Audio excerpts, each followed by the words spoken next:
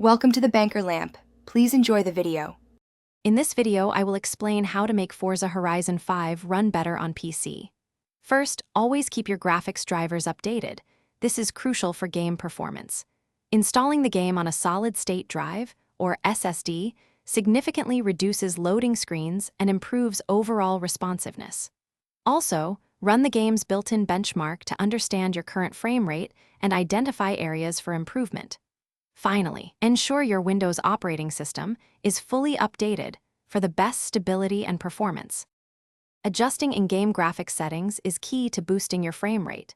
Consider lowering environment texture quality from extreme to medium, which can provide a significant 17% performance improvement.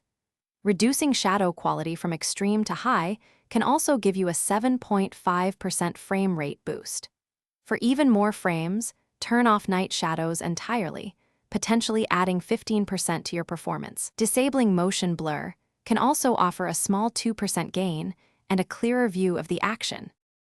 Beyond in-game settings, optimizing your PC system can make a big difference. Always close any unnecessary background applications to free up valuable system resources. Enable Windows Game Mode, which helps prioritize your game's performance. Adjust your power plan to ultimate performance or high performance for consistent power delivery to your components. Lastly, disable any in-game overlays from applications like Discord or GeForce Experience, as these can sometimes cause performance issues. For more advanced users, tweaking your graphics card's control panel can yield further improvements. For NVIDIA users, set the power management mode to prefer maximum performance and texture, filtering quality to high performance.